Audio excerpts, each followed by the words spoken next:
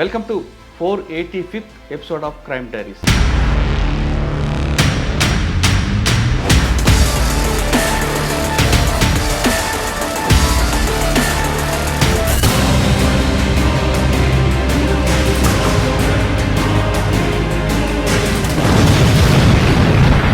ఈరోజు మన ముఖ్యమైన guest young and dynamic IPS officer.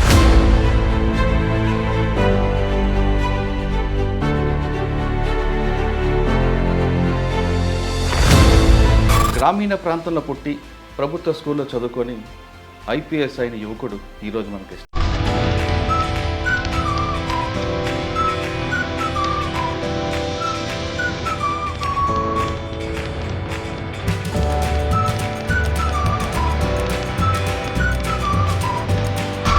Auto driver, అమ్మ బీడీ కార్మికులు, వాళ్ళు ఎంత కష్టపడితే ఈ స్థాయికి వచ్చారు. మీరు నిజంగా చెప్పాలంటే వాళ్ళు అప్పుడు కష్టపడ్డారు కాబట్టి ఈరోజు మేము ఈ పొజిషన్లో ఉన్నాము. 10th వరకు జెడ్పిహెచ్ఎస్ గవర్నమెంట్ హై స్కూల్లో చదివాను అసలు. అంటే వాళ్ళు కూడా ఎక్కువ చదువుకోలేదు. ఫాదర్ కూడా 6th, 7th క్లాస్ చదువుకుని ఆటో డ్రైవర్. సో మదర్ కూడా ఎడ్యుకేషన్ లేదు. బిల్ గేట్స్ ఒకటి ఉంటుంది, maybe born as a poor but it's not die as poor person. Auto driver కొడుకు సివిల్ సాధించమంటారా అని హేళన ఎవరు చేశారు? నిజం చెప్పాలంటే ఒకరిద్దరు చేశారు. మీ ఫాదర్ మదర్ ఏమన్నారు రిజల్ట్ వచ్చింది? సో అప్పటి వరకు పోలీస్ స్టేషన్ పోవాలన్నా మాకు చాలా భయంగా ఉండేది. సో అప్పుడు పోలీస్ బండి ముందు ఉండి మేము వెనుకుండి పోలీస్ పైలట్లో తీసుకెళ్ళి కమిషనరేట్ లోపలికి. మదర్ అయితే ఆల్మోస్ట్ ట్రైడ్. అందరికీ చెప్పుకునేది. సార్, పెద్దపల్లిలో సివిల్ డిస్ప్యూట్స్ ఎక్కువ, ల్యాండ్ డిస్ప్యూట్స్ ఎక్కువ ఉంటాయి. మీరు పనిచేసిన టైంలో ఒక ఇన్స్పెక్టర్ కూడా వార్నింగ్ ఇచ్చారని వచ్చింది. అంటే చాలా వరకు వస్తూ ఉంటుందండి. ఎప్పటికీ ఏదో ఒకటి ఎవరెవరో చేస్తూ ఉంటారు. సార్, పాత బస్సులో పంచాలంటో సివి ఆనంద్ గారు మీకు చిట్కా చెప్పారు. మర్డర్స్ చిన్న చిన్నవి ఉంటా ఉంటాయి. రౌడ్ షీటర్స్, యాక్చువల్ రౌడ్ షీటర్స్ ఉంటారు. సో అవన్నీ కేసెస్ డీల్ చేసినప్పుడు మీరు మళ్ళీ అక్కడిక్కడ చూస్తుంటారు. ఇప్పుడు వేరే దగ్గర ఉండదు స్టేట్లో, నాకు తెలియదు, కానీ ఇప్పుడు వెళ్తూ ఉంటాయి. సంగారెడ్డి అనగానే ముఖ్య కమ్యూనల్ కనిపిస్తుందండి. కమ్యూనల్ ఇష్యూ రాకుండా ఎలక్షన్లో తీసుకొచ్చారు. ఇప్పుడు మాకు ఐజీ షానవాజ్ కాసిం సార్ ఉన్నాడు. పంపించేటప్పుడు పిలిచి అన్నాడు, నువ్వు చూపించాలి ఐపీఎస్ ఆఫీసర్ ఒక యూనిట్ హెడ్ చేస్తే ఎట్లా ఉంటుందో, you have to show them. ఇక్కడున్న క్రైమ్ ఏంటండి? ఇక్కడ నేచర్ ఎలా కనిపిస్తుంది? మైగ్రెంట్ లేబర్ అంతా ఉంటారు. రావడము, మళ్ళీ కొంతమంది ఎలోప్ అయిపోవడము, మిస్సింగ్ కేసులు చాలా ఎక్కువ ఉంటాయి. తాగిన తర్వాత మధ్య మధ్యలో కొట్టుకోవడము, దాంతో మర్డర్స్ కావడం జరుగుతూ ఉంటుంది. యూపీలో గొడవ అయితే ఇక్కడికి వచ్చి చంపారు. చంపిన తర్వాత వాడు డెడ్ బాడీ తీసుకెళ్ళి ఒక చిన్న కల్వర్ట్ కింద పెట్టాడు. 5 months తర్వాత we recover the dead body. Sir, 5 monthsలో దొరికిన బాడీని ఆ కేసులో వాడి కన్విక్షన్ రావాలంటే మీరు ఏ విధంగా ఇన్వెస్టిగేషన్ చేసుకోవాలి? సో వాడి tower locations, last seen theory ఒకటి ఉంటుంది.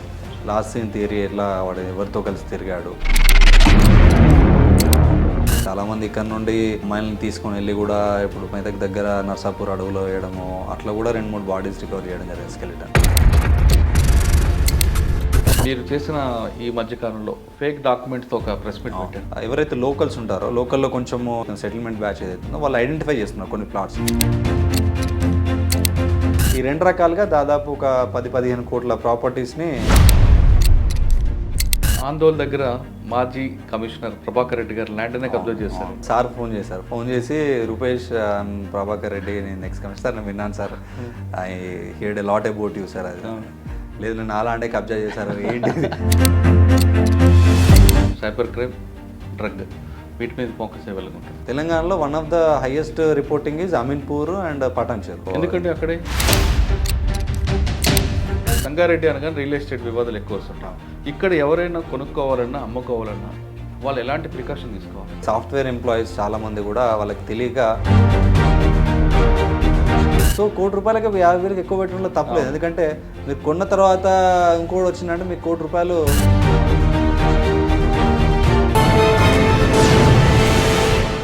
Welcome to 485th episode of crime diaries. 485 ఎంట్రీలో ఈరోజు మన ముఖ్యమైన guest young and dynamic IPS officer, పేరు CH Rupesh, superintendent of police Sangareddy.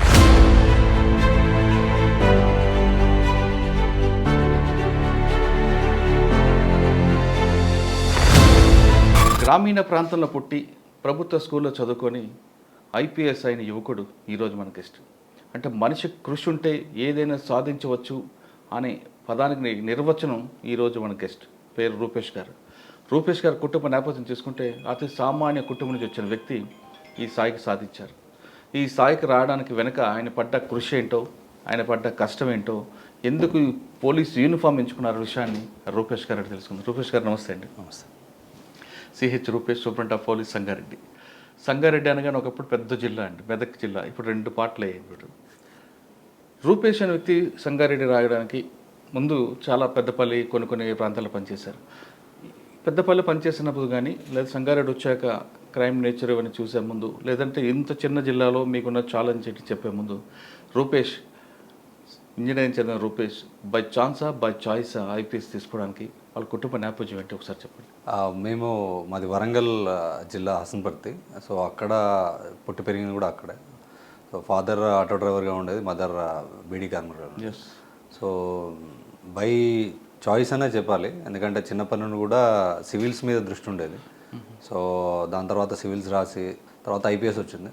So చాయిస్లో IAS ఉన్నా కూడా ఐపీఎస్ వచ్చింది కాబట్టి I settle for IPS, but I like it actually. Okay sir, మీరు అంత సింపుల్గా ఒక వరేలో చెప్పారు, కానీ మీరు సివిల్స్ సాధించడం వెనుక అంటే ఆ కుటుంబ నేపథ్యం తీసుకుంటే నాన్నగారు ఆటో డ్రైవర్, అమ్మ బీడీ కార్మికురాలు, వాళ్ళు ఎంత కష్టపడితే ఈ స్థాయికి వచ్చారు.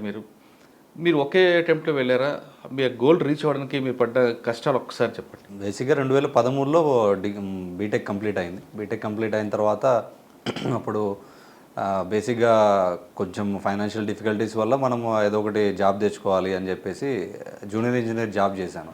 సెంట్రల్ పబ్లిక్ వర్క్స్ డిపార్ట్మెంట్లో జూనియర్ ఇంజనీర్ జాబ్ వచ్చింది. సో గ్రాడ్యుయేషన్ అయిపోయిన 10 డేస్కే అక్కడ చెన్నైలో జాయిన్ అయ్యాను. సో అక్కడ జాయిన్ అవుతూ సైమిల్టేనియస్గా ఎగ్జామ్ ప్రిపరేషన్ అనేది జరిగింది. సో 13లో బీటెక్ పాస్ కాగానే ఒకసారి రాసాము. సో అప్పుడు మనకేం తెలియదు యాక్చువల్గా ఎలా ఉంటుంది ఏంటనేది. సో దాని తర్వాత 14లో మళ్ళీ 15లో చేసి 16లో 4th అటెంప్ట్లో క్లియర్ అయింది. ఇంటర్వ్యూకి వెళ్ళి క్లియర్ చేసి 17 batch Indian police service select అయ్యాను. ఓకే, మీరు బీటెక్ నుంచి మీరు జర్నీ చెప్పారు, కానీ బీటెక్ ముందు స్కూల్ వరకు చెప్పట్లేదు మీరు. అంటే ఒక ఆటో డ్రైవర్ అన్న వ్యక్తికి వచ్చే ఆదాయం చాలా తక్కువ ఉంటుంది. అమ్మ కార్మికురాలు, వాళ్ళు తెచ్చిన అంటే ఇద్దరు కష్టపడి పనిచేస్తేనే ఆ కుటుంబం నడిచే రోజులు అవి. మీకు బ్యాక్గ్రౌండ్ లేకపోయినా ఫైనాన్షియల్గా బ్యాక్గ్రౌండ్, వచ్చిన ఆదాయంతో మీరందరూ కుటుంబం ఎలాగా మీరు ముందుకు వచ్చారు? బీటెక్ వరకు వచ్చారంటే అది ఆషామాష వ్యవహారం కదా. మీ ఫాదరు మదర్ చేసిన త్యాగం సార్ చెప్పండి. నిజంగా చెప్పాలంటే వాళ్ళు అప్పుడు కష్టపడ్డారు కాబట్టి ఈరోజు మేము ఈ పొజిషన్లో ఉన్నాము. ఎందుకంటే ఏ స్టూడెంట్ కానీ ఎవరు కానీ అంటే పిల్లాడు డెవలప్ అయ్యాడంటే పేరెంట్స్ కృషి కష్టంగా ఉంటుంది. సో బేసిక్గా వాళ్ళిద్దరు చాలా కష్టపడారు. నేను 10th వరకు జెడ్పిహెచ్ఎస్ గవర్నమెంట్ హై స్కూల్లో చదివాను హసన్పర్తిలో. సో దాని తర్వాత అంటే వాళ్ళు కూడా ఎక్కువ చదువుకోలేదు. ఫాదర్ కూడా 6th 7th క్లాస్ చదువుకొని ఆటో డ్రైవర్. సో మదర్ కూడా ఎడ్యుకేషన్ లేదు. లక్కీగా ఏంటంటే మా బ్రదర్, మా సిస్టర్ కొద్దిగా నాకంటే పెద్దవాళ్ళు ఉన్నారు.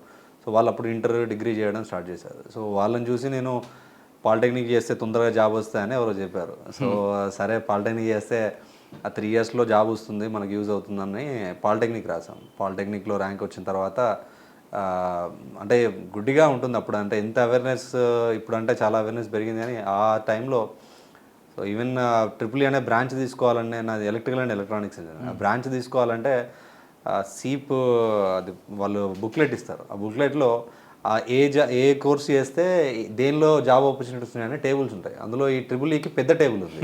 సో ట్రిపుల్ చేస్తే ఎక్కువ తొందరగా జాబులు వస్తాయని చెప్పేసి దాన్ని చూస్ చేసుకున్నాం.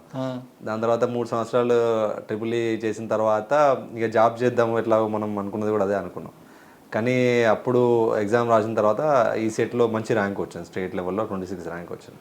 సో అప్పుడు ఫాదర్ కూడా అండ్ మదర్ వీళ్ళంతా ఉండి కూడా ఇక్కడ దాకా వచ్చాము, మీరు చదవండి. అలాగే రియంబర్స్మెంట్ కూడా ఉండే అప్పుడు. సో అప్పుడు అన్ని ఆప్షన్స్ పెట్టుకున్నాం. సో మా అన్నయ్య ఉండే హైదరాబాద్లో అయితే మనం బేర్ చేయలేంరా, ఆ సీట్కి హైదరాబాద్ వచ్చేది. ఇంటి దగ్గర ఉంది, పక్కనే కిడ్స్ కాలేజ్ ఉంది, దానిలో ఫిల్ చేసుకో అంటే ఇక దాన్ని ఫిల్ చేయడం జరిగింది. సో బీటెక్ జాయిన్ అయిపోయి కూడా అప్పటి నుండి కొద్దిగా సివిల్ సెటిల్ చేసి ఏదో ఒకటి కొంచెం పెద్ద జాబ్ కొట్టాలి, కొంచెం సొసైటీలో రికగ్నిషన్ రావాలి. సో బిల్ గేట్స్ ఒకటి ఉంటుంది, you maybe born as a poor but you should not die as poor person అని. సో ఏదో ఒకటి చేయాలని చెప్పేసి బీటెక్ నుండే జాబ్స్ రాసేది. సో అదృష్టవశాత్తు బీటెక్ ఫైనల్ ఇయర్లో ఒక గవర్నమెంట్ జాబ్ వచ్చింది, దాని నుండి ఇక్కడ దాకా వచ్చాం. సో ఫాదర్ మదర్ చాలా ఇంపాక్ట్. ఫాదర్ ఎప్పుడు కానీ డైలీ ఏదో వెళ్ళి ఆటో నడిపితేనే ఆ రోజు కూరగాయలు తీసుకొచ్చేది.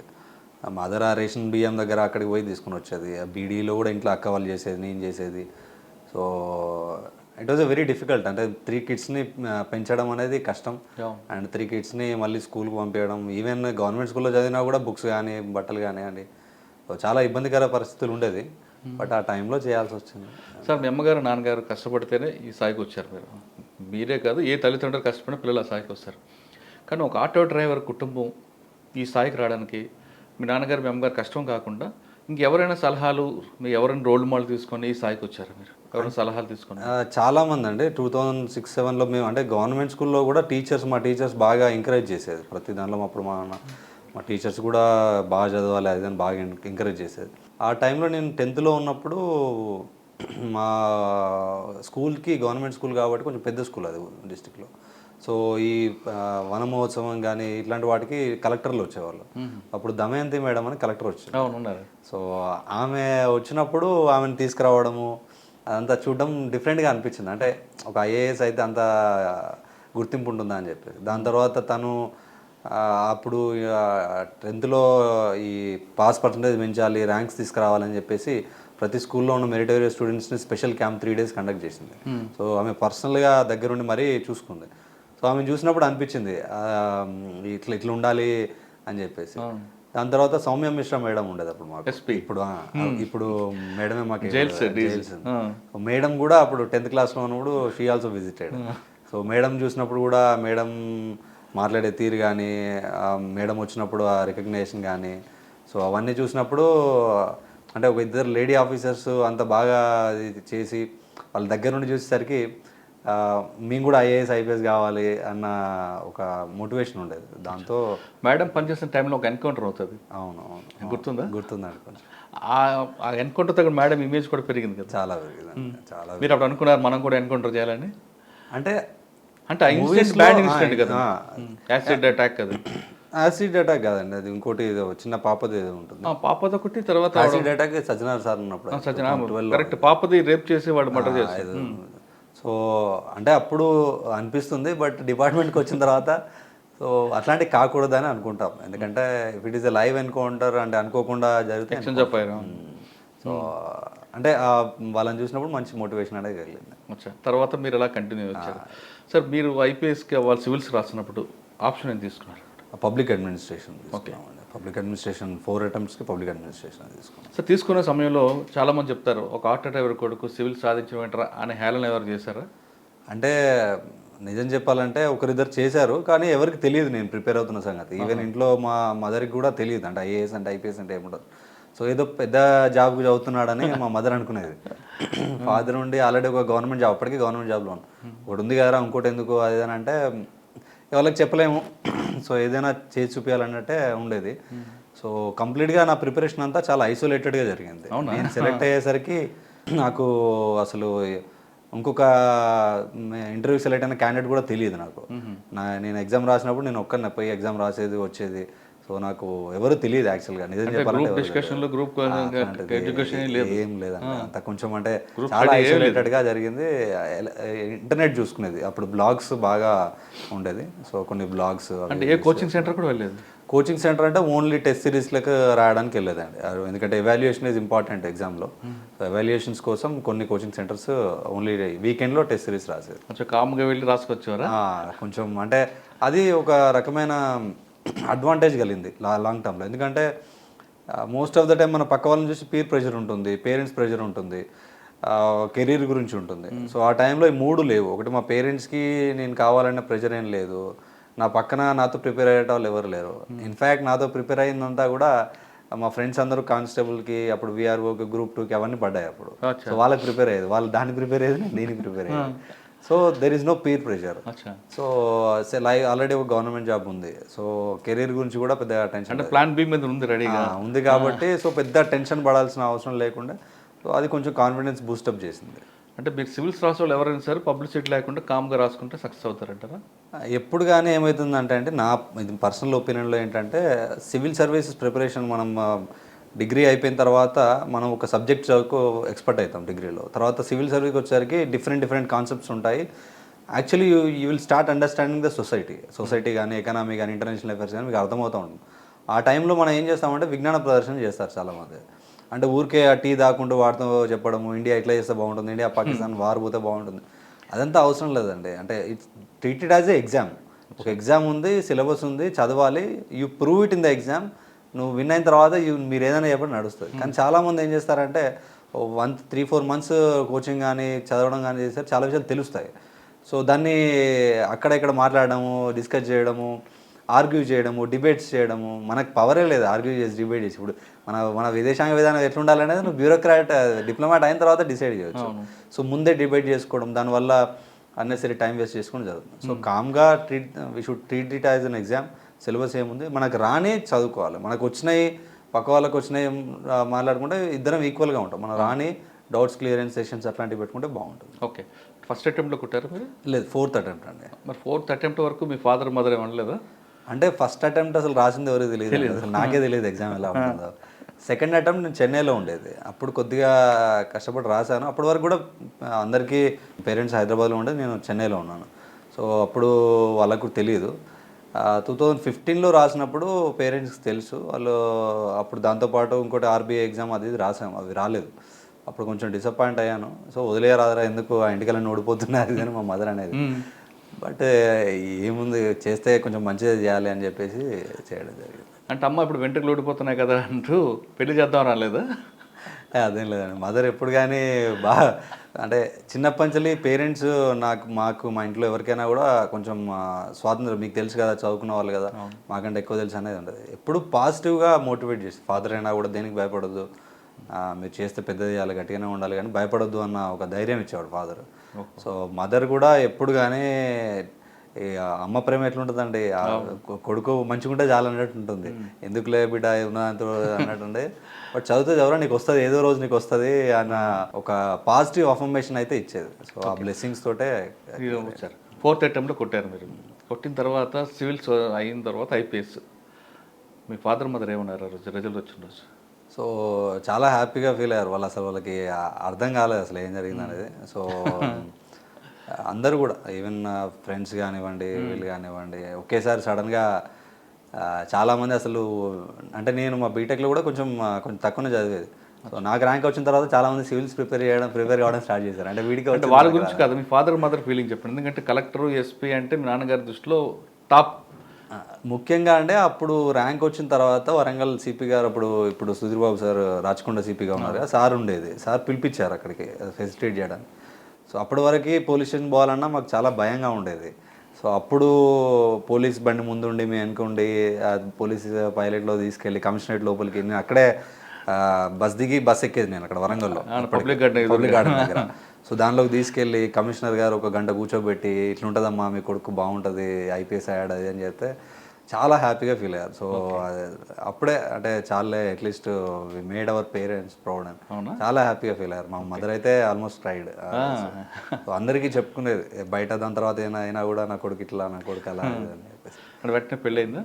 వెంటనే అంటే ఒక 6 నెలలకు పెళ్ళయిందండి. ఇట్స్ లవ్ మ్యారేజ్ అండి. నేను మా క్లాస్మేట్, డిప్లొమా క్లాస్మేట్. సో అంటే కామ్గా చదువుకుంటూ కామ్గా ప్రేమించారా? ఇక అంతే అండి, లైఫ్ అంటే అన్ని బ్యాలెన్స్ చేసుకోవాలి. లక్కీగా లవ్ ఉంది, ఒకవైపు చదువుకుంటా. షీ సపోర్టెడ్ అలాట్ ప్రిపరేషన్లో కానివ్వండి. అప్పుడు ఆవిడకి చెప్పారు కనీసం ప్రేమిస్తున్నా? లేదు, తనకు కూడా తెలుసు అండి, తనకు తెలుసు. అంటే వాళ్ళు సపోర్ట్ చేస్తేనే అవుతుందండి, లేదంటే ఇది చాలా time consuming exam preparation. So వాళ్ళు సపోర్ట్ చేస్తేనే అవుతుంది. సో వాళ్ళ ఇంట్లో కొంచెం పేరెంట్స్ ప్రెషర్ పెట్టి చేసినా కూడా తను ఆ ప్రెషర్ అంతా తీసుకొని చాలా సపోర్ట్ చేస్తాను. ఆవిడేం చదువుకున్నారండి? పీజీ కంప్లీట్ అయిపోయింది ఉస్మాన్ యూనివర్సిటీ. తర్వాత marriage? Marriage. Okay, first posting ఎక్కడ వచ్చింది? ఫస్ట్ మేము గ్రేహౌండ్స్లో ట్రైనింగ్ అయిపోయిన గ్రేహౌండ్స్కి వచ్చాము. అక్కడ నుండి అప్పుడు ములుగులో ఏఎస్పీగా అటాచ్ చేశారు. అక్కడ ఒక 8 నెలలు ఏఎస్పీగా అటాచ్మెంట్లో ఉన్నాము. సో దాని తర్వాత జగిత్యాల. ఓకే సార్, ములుగు అనగానే ఒకప్పుడు బాగా ఎఫెక్టెడ్ ఏరియా. ములుగు, గోవిందరావుపేట, ఏటూరు నాగారం, తాడ్వా, ఇదంతా కూడా. మీకు వెళ్ళిన తర్వాత అక్కడ మావోయిస్టు అనేది ఎఫెక్ట్ లేకపోవచ్చు, కానీ ఇంకొక రకంగా అక్కడ ఇష్యూ ఉంటుంది. మీరు బాగా ఐడెంటిఫై చేసిన ఇష్యూ ఏంటి అక్కడ? అంటే బేసిక్గా అండి అప్పుడు మేము ఎస్పీ గారికి అటాచ్ అయి ఉన్నాము. అప్పుడు పోస్టింగ్స్ కొంచెం డిలే అవ్వడం వల్ల. సో ఆ టైంలో చిన్న చిన్న ఆపరేషన్స్కి వెళ్ళడము, చిన్న చిన్న కార్డినెన్స్ సెర్చ్ ఆపరేషన్స్కి వెళ్ళడం, లేకుంటే ఈ మిలిటెంట్స్ కానీ వస్తే ఇంట్రాగేట్ చేయడం అట్లాంటివి చేసేది. సో దానిలో బేసిక్గా అర్థమైంది ఏంటంటే చాలా వరకు మనము అక్కడ ఇష్యూస్ ఏం లేవు. మోస్ట్లీ మనకు గుత్తిక గుంపులు కానివ్వండి, వాళ్ళ కొంచెం సపోర్ట్ వాళ్ళకు ఉంటుంది. సో వాళ్ళు రావడం ప్లస్ కొంచెం వెనుకబడ్డ ప్రాంతం అదంతా కూడా. జనాలు కూడా చాలా మంచివాళ్ళు. వాళ్ళు ఏంటంటే వాళ్ళ వాళ్ళ ప్రపంచంలో వాళ్ళు ఉంటారు. సో కొత్తగా జిల్లా అయింది కాబట్టి అది కొంచెం పేరు వచ్చింది. అటు సమ్మక్క జాతర కానీ ఇదంతా కూడా బాగా. జాతర బందోబస్తు చేశారా? 3 సార్లు చేశానండి. ట్రైనింగ్లో చేసాము, దాని తర్వాత 2 సార్లు చేసాము, 3ఓసారి బాగా ఎక్స్పీరియన్స్ ఉంది అయితే. అదే అయిపోయింది. అదొక డిఫరెంట్ మూమెంట్ అండి. చిన్నప్పుడు మేము ఆ జాతరకి వెళ్ళేది. సో ఇప్పుడు మనమే గద్దె దగ్గర ఉండి కొంచెం క్రౌడ్ కానీ మన వాళ్ళు వచ్చినాము అది చేయడం చూడడం మంచిగా అనిపించింది. It's good experience. తీసుకెళ్ళారు అమ్మా నాన్న అక్కడికి? తీసుకెళ్ళాం, 2 సార్లు తీసుకెళ్ళాం. లేదు గతంలో అయితే దూరం నుంచి చూసుకెళ్ళేవారు కదా తోసుకుంటూ. సో అదొక మా మదర్ ఇంక అందరికి చెప్తుంది, మా అబ్బాయి ఉన్నాడు రండి అని చెప్పేసి అప్పుడు చెప్తా ఉండేది. Okay, it was good experience. Mulugu తర్వాత అండి? ములుగు తర్వాత అడిషనల్ ఎస్పీ జగిత్యాలకి వెళ్ళాము. ఓకే, అక్కడ ఒక 8 months. దాని తర్వాత డీసీపీ పెద్దపల్లి ఒక 5-6 months చేసాము. సార్ డీసీపీ పెద్దపల్లిలో మీ వర్క్ ఏముందండి అక్కడ? మీకు ఛాలెంజ్ ఏమొచ్చింది చెప్పండి. డీసీపీ పెద్దపల్లి ఒక 6 months చేసాము. బేసిక్గా అక్కడ మనకి ఈ ఇటుక బట్టీలు చాలా ఎక్కువగా ఉంటాయి. హైవే ఉంటుంది, ఇటుక బట్టీలు ఎక్కువ ఉంటాయి. సో ఇటుక బట్టీలు మైగ్రెంట్ లేబర్స్ ఏదైతే ఉంటారో వాళ్ళందరూ 6 months ఇక్కడ ఉంటారు, 6 months ఒరిస్సాలో ఉంటారు. బేసిక్గా జూన్ నుండి డిసెంబర్ వరకు వాళ్ళు ఒరిస్సాలో ఉంటారు. ఒక పంట అక్కడ వ్యవసాయం చేసి ఇక్కడికి వస్తారు. సో మళ్ళీ డిసెంబర్ నుండి నెక్స్ట్ మే వరకు ఇక్కడ ఇటుకలు చేస్తారు. సో వాళ్ళు చేసినప్పుడు వాళ్ళ పిల్లల్ని కూడా తీసుకొస్తారు. సో వాళ్ళకి నేను ఇన్స్పెక్షన్కి వెళ్ళినప్పుడు చాలా వరకు ఎక్కడ కూడా పిల్లలకి ఫెసిలిటీస్ లేకపోవడము, వాళ్ళు కూడా ఈ పేరెంట్స్ తోటి మట్టి దగ్గర ఉండడము, వాళ్ళు పని చేయకుండా కూడా అక్కడే ఉండడము. సో ఇట్ ఈస్ కొంచెం చూడడానికి బాగా లేకుండే. సో అప్పుడు దీన్ని ఎట్లా చేసి, ఎందుకంటే మాకు చాలా కంప్లైంట్స్ కూడా వచ్చేది చైల్డ్ లేబర్ని యూజ్ చేస్తున్నారని చెప్పేసి. సో వాళ్ళందరినీ పిలిపించి మేము అక్కడ వాళ్ళని కొంచెం మోటివేట్ చేసి, మీ బ్రిక్ ఇండస్ట్రీ అందరినీ కూడా, ఎందుకంటే వాళ్ళతోటే చేయించాలని, మీరు ఇట్లా స్కూల్స్ పెట్టండి బాగా చేయండి అని చెప్పేసి వాళ్ళు మోటివేట్ చేస్తే వాళ్ళు స్కూల్స్ కట్టించారు. ధృవ స్కూల్స్ అని ఒకటి పెట్టించాను. సో ప్రతి దానిలో మళ్ళీ పెట్టినా కూడా, స్కూల్స్ పెట్టినా కూడా మళ్ళీ పిల్లల దగ్గర, పేరెంట్స్ దగ్గర పిల్లలు వెళ్తూ ఉన్నారు ఎండలో కూడా. సో వాళ్ళని అట్రాక్టివ్ చేయాలంటే మేమేం చేసామంటే అప్పుడు మా ఇన్స్పెక్టర్స్ అందరం కూర్చొని ఒక టీవీ పెట్టడం స్టార్ట్ చేసాం ప్రతి స్కూల్లో. ఆ టీవీలో ప్రీలోడెడ్ రైమ్స్, ఇప్పుడు మన పిల్లలు అయితే ఎట్లా చూస్తారో రైమ్స్ కానివ్వండి, స్టోరీ టెల్లింగ్, ఇంగ్లీష్, ఇవన్నీ కూడా ఒక 20 GB వరకు తీసి టీవీకి అటాచ్ చేసాం. సో ఆ రైమ్స్ ప్లే చేస్తూ ఉంటే పిల్లలంతా అది చూసుకుంటూ ఉండేది. సో అది కొంచెం సక్సెస్ఫుల్ అయింది, చాలా మంచి పేరు వచ్చింది. ఓకే సార్, పెద్దపల్లిలో సివిల్ డిస్ప్యూట్స్ ఎక్కువ, ల్యాండ్ డిస్ప్యూట్స్ ఎక్కువ ఉంటుంది. మీరు పనిచేసిన టైంలో ఒక ఇన్స్పెక్టర్ కూడా వార్నింగ్ ఇచ్చారని వచ్చింది. అంటే చాలా వరకు వస్తూ ఉంటుందండి, ఎప్పటికీ ఏదో ఒకటి ఎవరెవరో చేస్తూ ఉంటారు. చేసినప్పుడు అది వార్నింగ్ అంటే వాళ్ళని కొంచెం కరెక్ట్ చేసుకోమనడం. మీకన్నా ముందు ఒక డీసీపీ బాగా ఇష్యూ చేసి వెళ్ళారని, అది అది ప్రూవ్ వాళ్ళ ఎంక్వైరీలో తెలుతుందని మనం చెప్పలేము. బట్ మేము ఉన్నప్పుడు at our tenure we should ensure that మా టెన్యూర్లో ఏం కావద్దని చూసి. మీకు బాగా గుర్తుండిపోయిన కేసు చెప్పండి అప్పుడు, ల్యాండ్ డిస్ప్యూట్ అక్కడ మీరు ఒక ఎస్పైపీ ఫాలో అయ్యారు అక్కడ. మీరు అంటే మేబీ అందరూ బయట వాళ్ళు అనుకోవచ్చు, మాకైతే రెగ్యులర్గానే అనిపిస్తుంది. ఎనీ కేసుని పర్టికులర్గా మీకు పెద్దపల్లి దగ్గర ఒక ఓల్డ్ ఏజ్ వాళ్ళ కాదు, ఒక ఎన్ఆర్ఐ కేసు ఒకటి వస్తుంది. ఆయన భూమిని కబ్జా చేస్తారు, లేఅవుట్ వేసి వాళ్ళు కాంపౌండ్ కట్టి వెళ్ళిపోతే మీరు సర్వే చేయించి దగ్గరుండి వాళ్ళకి హ్యాండ్ ఓవర్ చేయించారు. ఎన్ఆర్ఐది ఏమో ఐడియా లేదని, అంతకుముందు అయితే ఒక పోలీస్ ల్యాండ్ ఓవర్ కబ్జా చేస్తే మాత్రం నైట్ దాన్ని డిమాలిష్ చేసి దానిలో ప్లాంటేషన్ చేసాము. సో అదొక పోలీస్ ల్యాండ్ కబ్జా చేసే అంత స్థాయిగా ఉన్నారు అక్కడ. అంటే అప్పుడు వీళ్ళు పట్టించుకోలేదు. సో అట్లా అయినప్పుడు మేము ట్రైనింగ్లో ఉన్నప్పుడు జరిగింది యాక్చువల్లీ. సో అక్కడ అంతా తీసి నైట్ ఎన్ఆర్ఐది మీకు గుర్తులేకపోతే చంద్రశేఖర్ రెడ్డి గారే మీకు రిఫర్ చేశారు కేసు కావచ్చు అండి, అయితే చేయవచ్చు.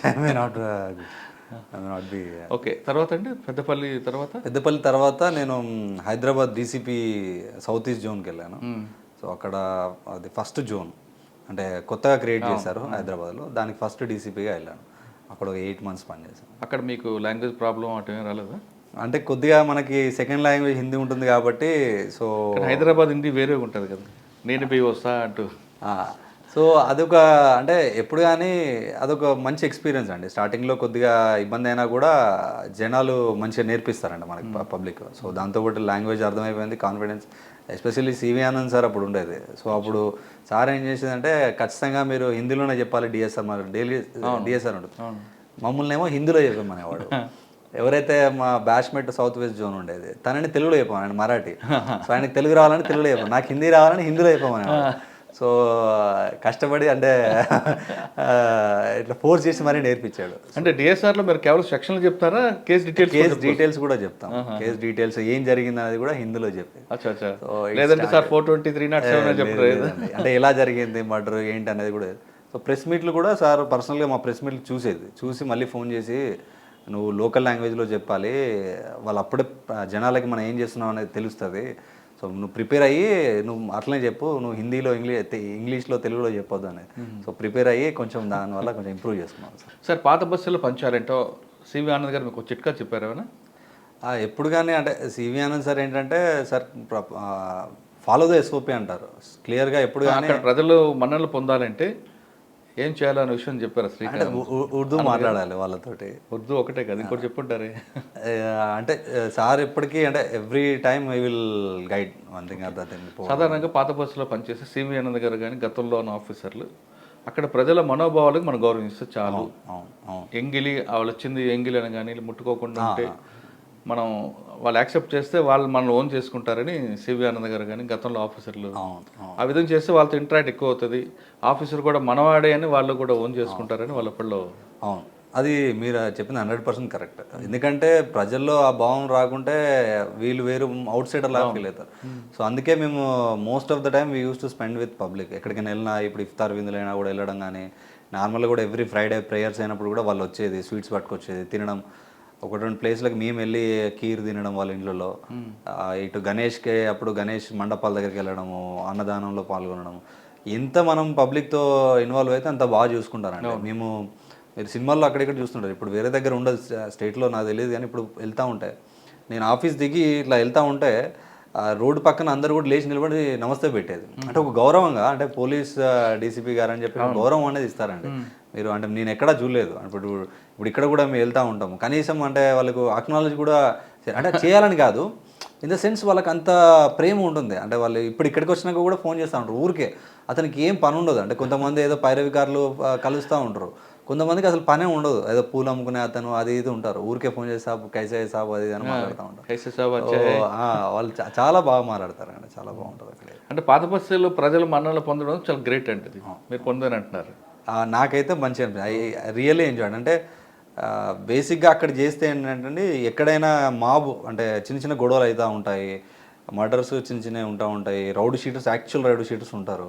సో అవన్నీ కేసెస్ డీల్ చేసినప్పుడు మీరు ప్రొఫెషనల్గా చాలా స్ట్రాంగ్ అయిపోతారు. కరెక్ట్. సో అది చాలా నేర్పింది. అంటే ఒక క్రైమ్ అయినా ఎట్లా చూడాలి, ఎందుకంటే ప్యానిక్ కాకుండా. ఇప్పుడు కొన్ని డిస్ట్రిక్ట్లో చిన్నగా అయిపోయిన తర్వాత ఏమైందంటే ఛాలెంజింగ్ క్రైమ్స్ ఉండవు. అంటే యాజ్ ఏ డాక్టర్కి ఎట్లయితే ఛాలెంజింగ్ సర్జన్స్ ఎట్లయితే we should not expect crimes to happen, but ఏదైనా వచ్చినప్పుడు నీకు మంచిగా నేర్పిస్తుంది అది ఎట్లా ఛాలెంజ్ ప్యానిక్. ఓల్డ్ సిటీలో మీరు చెప్పింది కరెక్ట్ అండి, ఎలాగంటే మీ ఐడెంటిఫై ఉంది కదా, మీ ఐడెంటిటీ ఆ మాబ్ను కంట్రోల్ చేస్తుంది. చిన్న కమ్యూనిటీ అయిందనుకోండి, రూపేష్ సాబ్ వచ్చారు, చుప్ చాప్ బయట అంటే ఇంకంతే అవుట్. ఐడెంటిటీ అక్కడ ఇంపార్టెంట్. అక్కడ మీకు ఫోర్స్, ర్యాపిడ్ యాక్షన్ ఫోర్స్ ఏం అవసరం లేదు. పబ్లిక్ ఒకసారి గణేష్ విసర్జన అప్పుడు చిన్న ఇష్యూ అయింది ఒకటి. ఆ రోజే అప్పుడు మేమున్నప్పుడు అంటే లాస్ట్ ఇయర్ అంతకుముందు, అప్పుడే మిలాద్ నబీ గణేష్ విసర్జన సేమ్ టైం వచ్చింది. శివానంద్ సార్ అప్పుడు పిలిచి మనం సక్సెస్ చేయాలి అని చెప్పి బ్యాక్గ్రౌండ్ ఛానల్ తోటి కమ్యూనికేషన్ పెట్టి మిలాద్ నబీని పోస్ట్పోన్ చేయించారు. చేయించిన తర్వాత గణేష్ విసర్జన జరుగుతూ ఉంది. సో మా ఏరియా సౌత్ ఈస్ట్ జోన్ కొంచెం క్రిటికల్ ఏరియా, మాదన్నపేట్, సంతోష్ నగర్, ఇవన్నీ మా ఏరియాలో ఉంటాయి, సైదాబాద్, బార్కాస్ ఇవన్నీ మా ఏరియాలో ఉండేది. సో అప్పుడు అనేది మీ ఏరియా బాగుంటే అంత బాగుంటుంది రాదు అనేది. సో అప్పుడు ఒక చిన్న ఇష్యూ అయింది, నైట్ ఒకటి విగ్రహం కింద పడింది, మన వాళ్ళు తొందర తీయండి అనేసరికి. సో వాళ్ళంతా తాగి ఉన్నారు, గొడవ చేస్తున్నారు, అంతా చేసి ఈవెన్ 1-2 చిన్న డ్యామేజ్ చేయడానికి కూడా ట్రై చేశారు ఒక వెహికల్. సో మేము అక్కడికి వెళ్ళిన తర్వాత లక్కీగా ఏంటంటే అక్కడ జనాలు అంటే కొంచెం తాగి డిసార్డర్ అంతా లాలెస్నెస్ చేస్తూ ఉంటే అక్కడ లోకల్లో కొంతమంది గణేష్ ఉత్సవ సమితి మెంబర్స్ ఉన్నారు. సో దానికి ఒక 1 వీక్ ముందు ఒక ఇష్యూ అయింది. ఆ ఇష్యూలో మనం పోలీస్ చాలా ఫాస్ట్గా రెస్పాండ్ అయ్యి ఇంపార్షియల్గా చేసి ఉండే. సో వాళ్ళకి చాలా బాగా నచ్చింది. ఆ రోజు వెళ్ళిన తర్వాత నేను చెప్పాను, మా తప్పేం లేదండి, అది కింద పడింది, ఇప్పుడు నేనే తీసుకెళ్తా అంటున్నా, నేను పోలీస్ కార్లో తీసుకెళ్తా అంటున్నా, మీ మనోభావాలు దెబ్బతింటే, సో మీరు సహకరించాలి, ఇట్లా 2-3 గంటల నుండి గొడవ చేయొద్దు, సెన్సిటివిటీ, సిటీ అంతా మంచిగా జరుగుతుంది, మనం ఇక్కడ చేయొద్దు అని అంటే, గణేష్ ఉత్సవ సమితి మెంబర్సే వచ్చి, సార్ మీరు నాకు హాఫ్ అన్ అవర్ టైం ఇవ్వండి సార్, మీరు మాట్లాడొద్దు, నేనే మాట్లాడి చేస్తామని అక్కడున్న హిందూ వాహిని వాళ్ళు వీళ్ళు వచ్చి వాళ్ళతో మాట్లాడి, వాడు తాగుంటే వాడిని కొట్టి, వాళ్ళే కొట్టి వాడిని పక్కకు పెట్టి అది తీసుకుని వచ్చి చేశారు. ఒక 4-5 అవర్స్ టెన్షన్ క్రియేట్ అయింది, but luckily we saved that. అక్కడే నేను చూస్తూ చదువుతానండి, బాలాపూర్ వినాయకుడు క్రాస్ అయిందంటే సిటీ కమిషనర్ హాయి పడుకుంటారు ఆయన.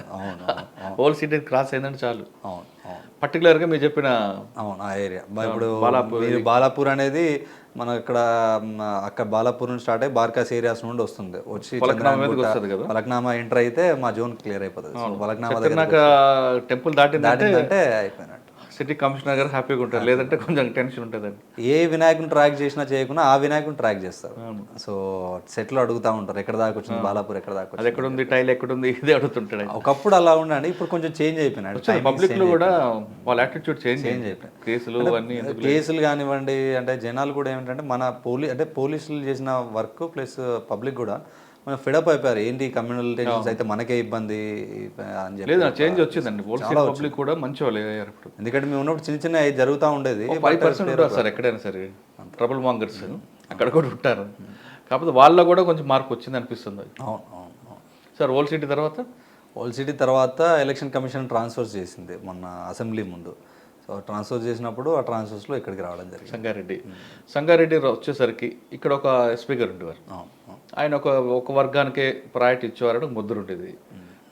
మీకు ఆ ముద్ర వచ్చింది? అట్లేం లేదండి, అప్పుడేమేం లేదు అట్లేం. ఓకే, మీకు రాగానే మెయిన్ ఛాలెంజ్ ఏమి వచ్చింది? రాగానే అండి ఫస్ట్ ఎస్పీషిప్ మాకు, అంటే ఒక ఐపీఎస్ ఆఫీసర్ లైఫ్లో ఎస్పీషిప్ అనేది అంటే we train to become SP's.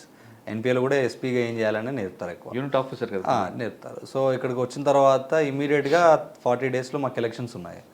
So ఇంతకుముందు మీరు అన్నారంటే it's comparatively big district, comparatively ఇప్పుడున్న ప్రజెంట్ సిచ్యువేషన్లో Sangareddy is little bit big district. ఇది అసెంబ్లీ కాన్స్టిట్యున్సీలు ఉండేది. సో మళ్ళీ దానిలో first district elections challenging. So ఎందుకంటే ఎక్కడ ఇష్యూస్ కాకుండా చూసుకోవాలి, ఎలక్షన్ కమిషన్ కూడా అప్పుడు పెద్ద మొత్తంలో ట్రాన్స్ఫర్ చేసింది. సో ఎలక్షన్ కమిషన్ చాలా సీరియస్గా ఉంటుంది ఎలక్షన్స్ టైంలో. సో పీస్ఫుల్గా ఎలక్షన్స్ కండక్ట్ చేయడము 5 కాన్స్టిట్యున్సీలో it was a challenge. So బాగా తిరిగి అప్పుడు కలెక్టర్ గారితో ప్లస్ మా సీనియర్స్ తోటి అందరితో చూసి సో కొంచెం తొందరగానే కొంచెం కంట్రోల్ చేసి ఎలక్షన్స్ కండక్ట్ చేసాం. That was a very. Sangareddy అనగానే ముఖ్య కమ్యూనల్ కనిపిస్తుందండి. ఆ కమ్యూనల్ ఇష్యూ రాకుండా ఎలక్షన్లో తీసుకొచ్చారు పీస్ఫుల్గా. జనరల్గా అండి ఎప్పుడు కానీ కమ్యూనల్ ఇష్యూస్ అంటే మా సీనియర్స్ చెప్పింది దాన్ని బట్టి, ఎందుకంటే మాకు చాలా తక్కువ ఎక్స్పీరియన్స్ మాది. సీనియర్స్ చెప్పింది ఏంటంటే పోలీసులు కనుక స్విఫ్ట్ రెస్పాన్స్ ఏదైనా ఇష్యూ అయినప్పుడు కనుక ఇమీడియట్ రెస్పాన్స్ ఉంటే ఖచ్చితంగా దాన్ని రిస్ట్రిక్ట్ చేయొచ్చు. ఒకవేళ అయినా కూడా నువ్వు కంట్రోల్ చేయాలంటే వితిన్ 24 అవర్స్లో నువ్వు ఇంపార్షియల్గా ఉంటే కంట్రోల్ చేయొచ్చు. మాకు ట్రైనింగ్లో చెప్పేవారు. తర్వాత చాలామంది సీనియర్స్ ఎవరైతే కమ్యూనల్ ఇష్యూస్ హ్యాండిల్ చేయాలి.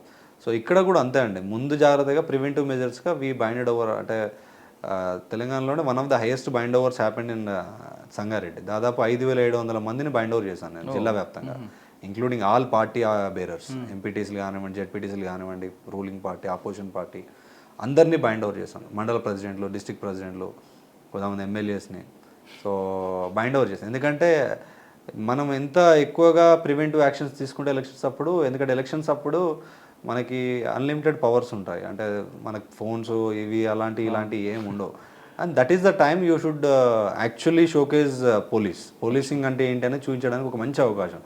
ఆమె కొత్తగా ఎస్పీకి వచ్చాను కాబట్టి మా సీనియర్స్ కూడా ఒకటే అన్నారు, యూ హ్యావ్ టు షో అప్పుడు మాకు ఐజీ షానవాజ్ కాసిం సార్ ఉన్నాడు, పంపించేటప్పుడు పిలిచి అన్నాడు, నువ్వు చూపించాలి ఐపీఎస్ ఆఫీసర్ ఒక యూనిట్ హెడ్ చేస్తే ఎట్లా ఉంటుందో, you have to show them difference అని అన్నాడు. అది కొంచెం మంచిగా అనిపించింది.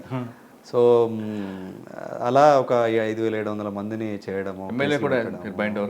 ఇక కొంతమందిని ఎక్స్ఎమ్మెల్యేస్ వీళ్ళు ఉంటే చేయాల్సి వచ్చింది. అంటే bind over is a precautionary measure, not that they have done something wrong. So కొన్ని చిన్న అలా. కరెక్ట్గా చూసుకొచ్చారు. ఆ మాత్రం పోలీస్ అంటే మెసేజ్ కరెక్ట్గా పోవాలి కదా. అవును అవును. సో అందుకే సార్, ఆ టైంలో ఈ చేస్తున్న పనిలో మీకు హెడేక్ అని వచ్చింది ఎక్కడైనా? హెడేక్ అని ఏం రాలేదండి. చాలామంది ఏంటంటే అంటే అంటే హెడేక్ అంటే మీకు ఇది కాదు, ఇష్యూ ద్వారా హెడేక్. ఇష్యూస్ ద్వారా హెడేక్ అంటే మీరు ఎవరైనా ఫోన్ చేయడం అలాంటివి అంటున్నారా? పొలిటికల్ ప్రెజర్ కానీ. పొలిటికల్ ఎప్పుడు కానివ్వండి, మీరు తీసుకున్న దాన్ని బట్టి ఉంటుందండి. మీరు ఎంతవరకు ఇప్పుడు ఒక వ్యక్తి వినడు అని అంటే వినడు సార్. ఒక వ్యక్తి వింటాడు అని అంటే ఎంతవరకు వింటాడు అనేది కూడా పొలిటీషియన్స్ విల్ జడ్జ్. ఈజీగా వాళ్ళకి అర్థమైపోతుంది సార్. ఏంటంటే ఒక చిన్న ఇష్యూ ఉంది, ఏదో చిన్న జెన్యున్ ఇంట్రెస్ట్ ఉంటుంది పొలిటీషియన్స్ దగ్గరికి కూడా. ఏదైనా చిన్న జెన్యున్ ఇంట్రెస్ట్లో వెళ్తారు. కొంతమంది మా దగ్గర రాలేక ఒక హోమ్ గార్డ్ ఉన్నాడు, చిన్న ట్రాన్స్ఫర్ ఏదో ఉంటుంది, వాడికి హెల్త్ ప్రాబ్లం ఉంటుంది, భయపడి మా దగ్గర ఏంటంటే పోలీసులో కొంచెం భయపడి రాకపోవచ్చు, అక్కడికి పోవచ్చు.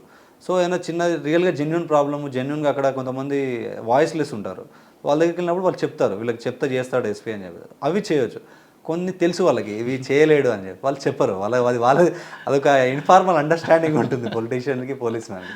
సో మీరు అది ఎంతవరకు బార్డర్స్ పెట్టారు, బౌండరీస్ పెట్టారు అనేది ఉంటుంది. సో ఆ టైంలో ఐడెంటిఫై అంతే, ఆఫీసర్ చేతిలో ఉంటుంది అండి. ఆ టైంలో అయితే మాకు ఫోన్ చేయండి. ఎలక్షన్ పీస్ఫుల్ జరిగింది, కానీ ఇక్కడున్న క్రైమ్ ఏంటండి? ఇక్కడ నేచర్ ఎలా కనిపిస్తుంది? ఇక్కడ one of the highest reporting crime ఉంటుందండి. ఎస్పెషల్లీ మనకి మైగ్రెంట్ లేబర్ అంతా ఉంటారు, మనకంతా ఇండస్ట్రీస్ ఉన్నాయి కాబట్టి ఇండియాలో ఉన్న అన్ని రాష్ట్రాల వాళ్ళు ఇక్కడ ఉంటారు. సో ఇక్కడ రావడము, మళ్ళీ కొంతమంది ఎలోప్ అయిపోవడము, మిస్సింగ్ కేసులు చాలా ఎక్కువ ఉంటాయి. అండ్ తాగిన తర్వాత మద్యం మత్తులో కొట్టుకోవడము, దాంతో మర్డర్స్ కావడం జరుగుతూ ఉంటుంది. సో చాలా మర్డర్స్ కూడా రిపోర్ట్ అవుతూ ఉంటాయి. సో ఫర్ పెట్టి రీజన్స్, చిన్న తిన్న తర్వాత సిగరెట్ దగ్గర ఒక గొడవ చంపారు.